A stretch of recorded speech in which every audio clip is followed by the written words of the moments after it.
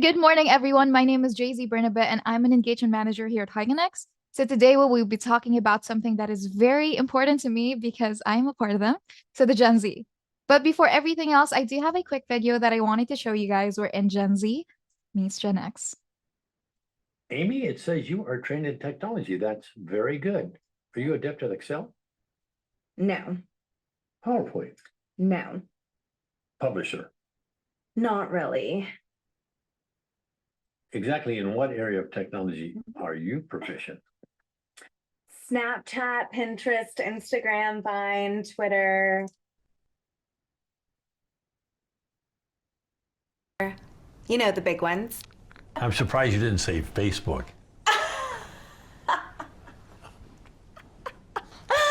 That's for old people, like my parents.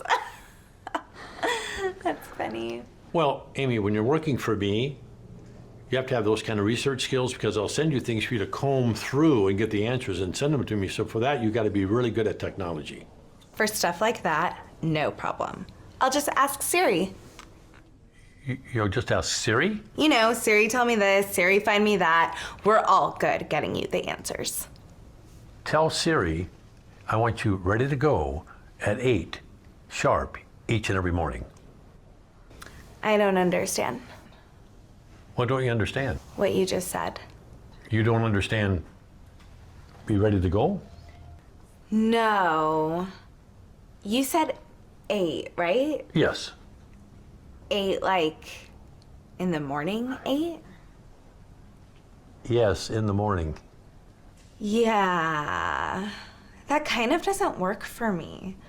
Who gets up at 8? I do. I Skype with my French boyfriend in Paris until like 3 in the morning. I don't even get to Starbucks until like 10, where I order my grande chai tea latte, 3 pump skim milk, light water, 2% foam, extra hot but not too hot. So if it's okay, I work best in the morning at 10:45. Wow. Amy, I don't think we're going to be a good fit. Why are you so negative? I can sense your hostilities, and right now I am not feeling very safe. I've been here for over 5 minutes, and the only nice thing you have said to me was nice resume, which I typed all night for this meeting with you. You've given me no guidance, no validation, no encouragement, no supervision. Is there an HR director somewhere? HR director? Yes, I need to speak to someone. I may have to take off today as a mental health day. Take the day off. Amy, look at me. You don't work here. Are you firing me? Okay, yes.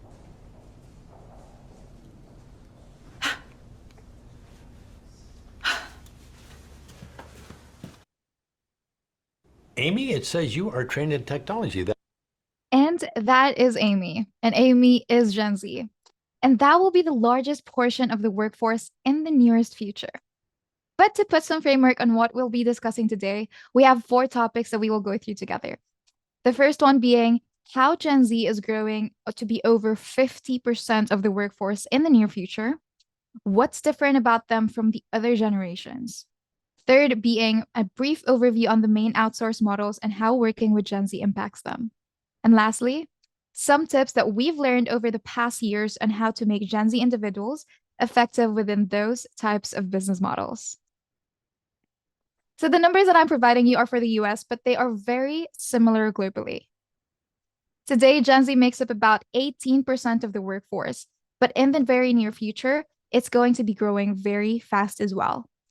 Currently, Gen X is making up the most of the leadership today, and millennials are starting up to work in that phase. And Gen Zs, they're just starting up. By the end of 2030, that will rise up to 25%. And the dynamic shift where millennials are going to start taking over and shifting is going to start. And by the end of 2040, it will exceed 50%. And that's just around the corner.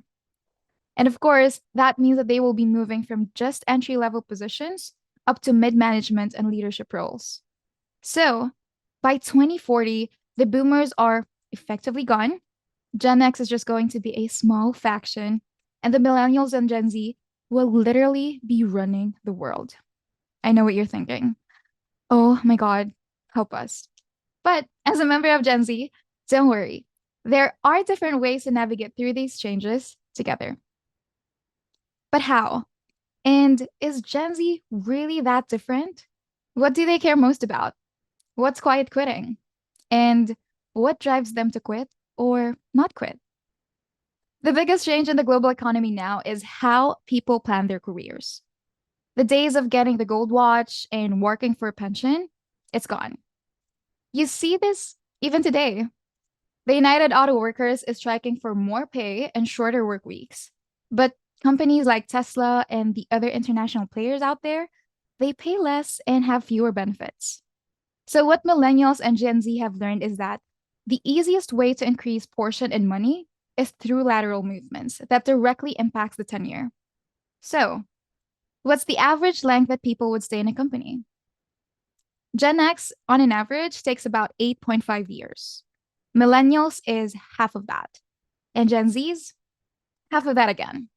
So just 2 years, which kind of means nothing, right? I mean, 2 years almost seems ridiculous. How can you build a company where your staff is constantly turning over? That is a real challenge that companies face today. So, really, there's two ways to address it. Either find a way to get them to stay, or build your business accepting that this is the reality. And neither of those options will be easy for sure. But first, let's figure out why they are so different. The short answer: technology. It has changed the way that we interact with people. Nowadays, we break up over text or by unfriending people or by just easily unfollowing them, or the most famous one right now is just totally ghosting the other person. With just a click of a button instead of an argument, you know,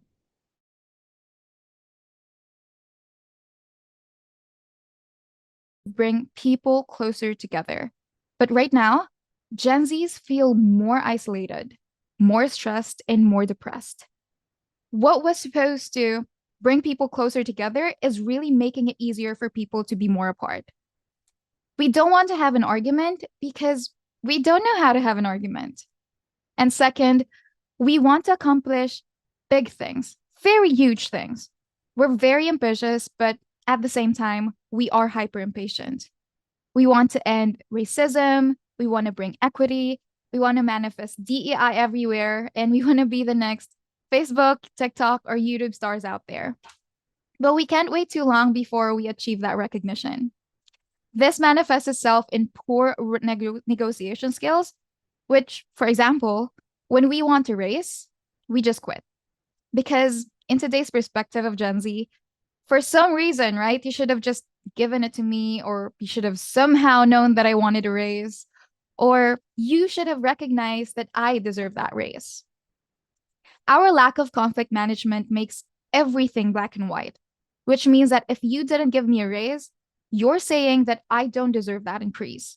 And you're saying no to a principle that I mostly believe in, which then makes it like you're attacking my principles and how I see the world. And that doesn't really make negotiations easy through a lens like that. But we're not totally to blame. Our parents have been hyper protective and have put us in a safety bubble, and we didn't really learn how to fail. For instance, as a child, if we didn't get enough playtime and we spent more time on the bench, mommy and daddy will yell at the coach. If we didn't get the lead for a part, daddy and mommy, they'll yell at the director. Or if we get low scores or bad grades, don't worry, the teacher will be reported to the principal. So when we don't get the trophy now, really it becomes a shock. It's a shock to our foundational beliefs because everyone's supposed to receive a trophy. And these stats really tell that story. Everyone in Gen Z is depressed and upset and frustrated about almost everything. And second, young people live with their parents longer now than ever. The boomers and Gen X, you guys are out of the house at 18. Now, Gen Z still live with their parents. And it goes back as to why it's so difficult for us to negotiate and handle conflict. Used to be, when you lost a job, you can either call your parents up and ask, hey, can I move back in for a little bit? I just lost my job. Or for some reason, you have to figure out how to get to the next one because you still have bills to pay. But now, Gen Zs really don't have to do that because we still live with our parents until 30. And it makes it harder for us to see why we can't just run away from any other types of conflict when we're already safe and protected inside the little bubble that we're already in. So there are two problems that we're facing now: people who are quitting and people who are quiet quitting. But first, what's quiet quitting? What's this quiet quitting term that everybody seems to be talking about right now? So it turns out it's an oxymoron. It's where employees will choose to do the bare minimum and stay in their jobs for as humanly as possible until you catch them and talk to them about it, which would probably lead to them quitting. And it turns out quiet quitting is probably worse than quitting, with all of the reduced productivity, decreased quality work, and unnecessary training and management time, among many others. These stats were these ones. Blues, they're Gen Zs. And one out of two believe that they don't have to go above and beyond, while 65% believes that they should be paid more when they start working more. So they'll continue to do mediocre jobs until they get that raise. You can spend more time in training them, but it takes an additional amount of time in actually making sure that that training gets applied. Gen Zs nowadays are work on weekend adverse, work on time adverse, and Gen Zs will live and breathe on their phones for everything else but for work. So, why do Gen Zs quit, or what leads them to quiet quitting? Gen Zs have the same reason for both, and really, here's a survey that recently came out from McKinsey. Out of the top 5 reasons, number 3 is money. 1, 2, 4, and 5 is how they feel. It's more about EQ than the IQ. It's about the emotional bank rather than their bank books. You know, we actually interviewed someone recently, and she is a fresh graduate, and she was applying for this managerial position that we had open at the time. And we asked her, hey, why are you applying for this role? You just got out of school. And she told us, well, I just work better when I'm in charge. And at the time, I tell you, I really felt like a professor in college. And she was a student who was telling me, hey, if you give me an A, I promise I will work hard, I will show up on time, and I will do the work. Really, just give me the A now, and that will really be best for me. Thank you. But at this point, I wanted to cover this very briefly. So at HiConnex, we are an outsourcing company. And before everything else, I would like to thank everyone for allowing us to work with you and be part of this SRA event team. And right now, leveraging on these types of services, well, these is already big out there. But guess what? Gen Zs, they live in that model too. And understanding these models will stand out in different ways on how you will work with Gen Zs. So when you work in a managed service environment, your provider brings in everything. So from that's the staff, the manager, the process, and for you, you will expect to receive quality output and quality integration. In PAO, you will be able to work with different types of staff in different countries. But in this environment, you will handle most of the management. It's effectively working with more of like a payroll company who makes sure that you're compliant with local laws, making sure that you're not taking any compliance risks or financial risk or HR or any legal risks for that matter. And lastly, for freelancers, you guys are very familiar with this, right? You can go to Upwork or Fiverr or any other gig sites out there, and you can hire someone per project or per hour. For this management type or for this engagement, you're managing everything. So you're making sure that they're handling your project, you're making sure that they're doing the job. And well, the good thing about this, though, is that you can terminate your contract with them at will, and you don't have to worry about benefits or taxes or really whatever, because that's all on the freelancer side. I'm sure you guys have seen a matrix like this before, right? Categorizing different services based on low, medium, and high. So it's pretty straightforward stuff, but just to quickly recap, managed service, it's low on effort and management, but it's not the cheapest among the three. Freelance, on the other hand, is low level on cost, but you'll be doing most of the management. And PEO, on the other hand, is kind of like a mixed breed of both. And the real question really is, what's best for you? I'm sure everybody's familiar with this, right? With the Trinity. You can have it fast, you can have it good, or you can have it cheap, but you cannot have it all. There are pushes and pulls, and there is no single solution. Even a company changes over time. So, what's best for you? Freelancing, it's less expensive. You can get great people, but you have to spend hours and hours of time to manage it. You have to be prepared to be heavily involved in the processes. PEO is a mixed bag between the two, wherein we will handle the management between hiring and firing and any other technicalities involved in HR administrative costs. For this specific engagement, you will do most of the management, and in exchange of that, you will get moderately cost effective engagement. The downside, however, is that you won't get access to top people fast. They will be available, but you won't get access to them as fast. And in a managed service environment, it's not the cheapest solution, but you'll be able to focus on running your business instead of working in your business. So, really, in looking for what's most efficient for you, you will get the right people, but it does come with a cost. And really, at the end of the day, it depends on what you want to accomplish. But really, no matter what you do, whether you hire them or get them as a freelancer, whether you do it in a PO environment or managed service environment, staffing is a people business. And Gen Zs are people, and they are here to stay. So, how do you work with them? Right now, here at Hyconex, 90% or maybe 95% of our company are all Gen Zs. And in the span of 5 years, we have learned a lot, and we've worked with a lot of different agencies, from solopreneurs to 25 to $30 million providers. We have done really well, and we've also failed miserably. Some of it is our fault. Some of it, I believe, is our client's fault. And these are some of the things that we have learned over the course of 5 years that makes it efficient in working with Gen Zs. So really, the first one is making sure that you have the time. One of the biggest problems is not realistically allocating the time for the type of engagement that you're in. What I mean by that is, if you're going to be very hands-on and very involved, sure, PO or freelancing is the best way to go. But if you're not going to have the time, managed service environment with a manager layer up there who's going to help you filter out and quality check the output is going to be best for you. So as a business owner, you have to assess how much time you would have with any type of vendor. If you don't have enough time, or if you don't have enough time, a manager who can support you is something that you need. If you do have a lot of free time, a more individualistic approach or freelancing environment is something that would work for you as well.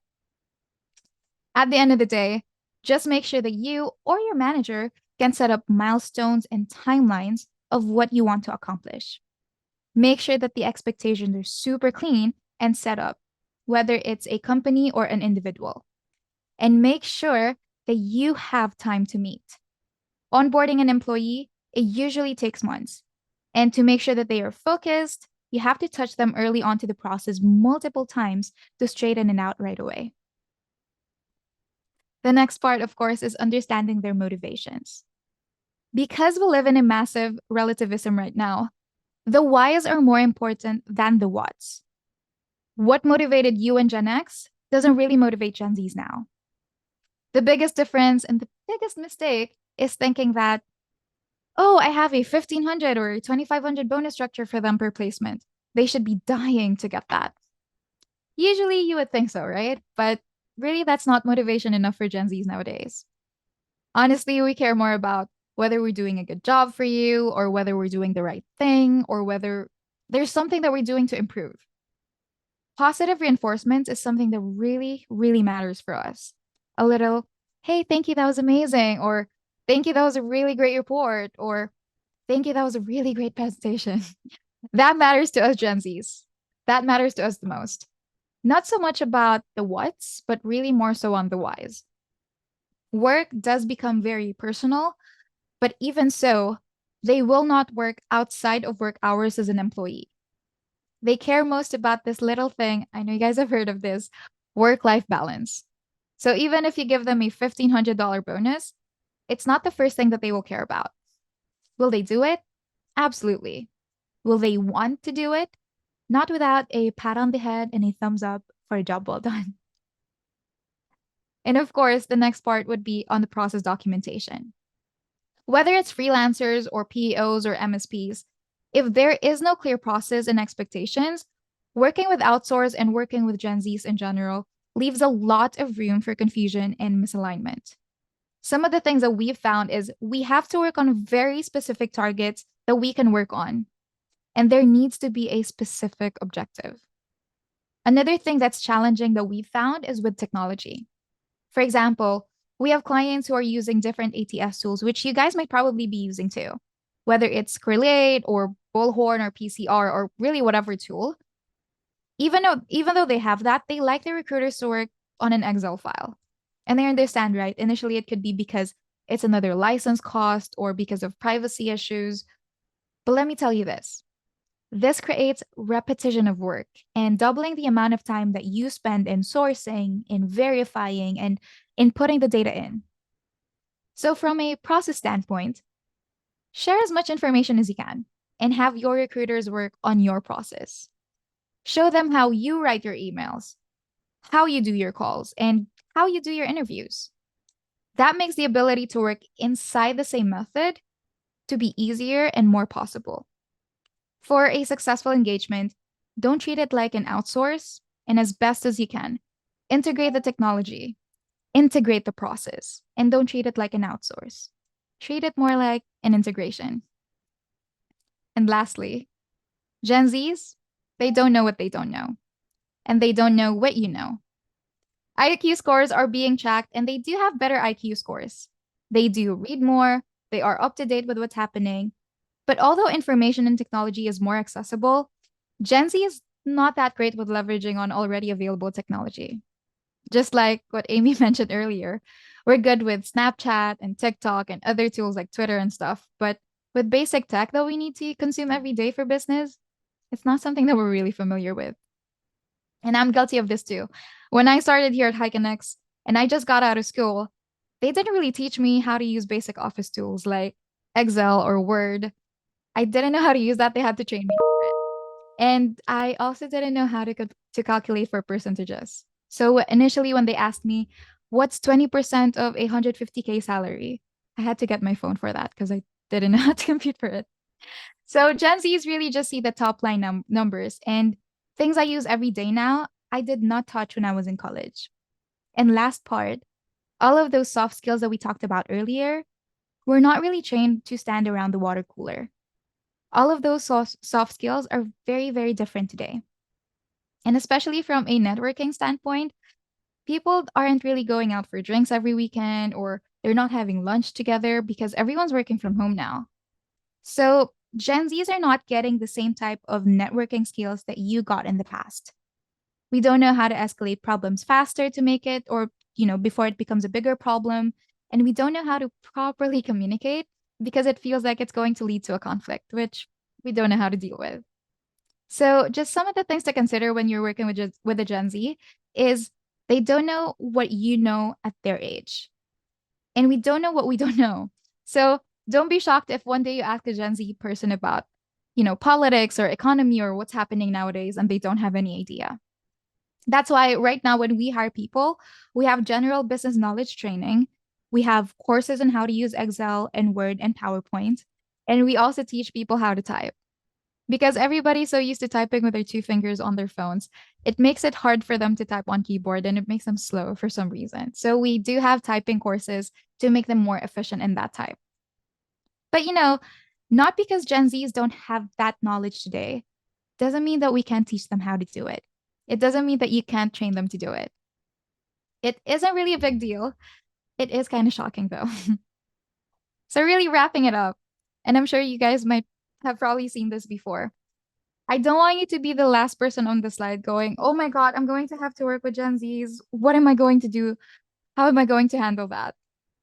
Really, Gen Zs just need a little more guidance and a little more empathy than what you would think. Because Gen Zs are here to stay. It's not just them who needs to adjust to the business world, but the business world also needs to adjust to them to make it a win-win for you. The career job, it's over. That doesn't really happen anymore.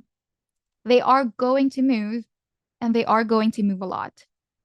And third, this generation is hyper focused on individuality, me and my truth. And when you're working in an individualistic type of environment, processes become an even more important part of the business. That's why guidelines and guardrails are needed so that you can still get these individuals to move in one direction. And lastly, time. You, as a business owner, you need to think on how you're going to spend it. Do you want to spend it in high level things like outsourcing? Or do you want to spend it in training people with no skills or no experience? Do you want to spend your time in management, or do you want to spend your time closing jobs and closing requisitions? Time, it's the one thing that you can't buy more of. So we all have to spend it well. And with that, thank you for spending your time with me, and I hope that you find it important and you find it fruitful.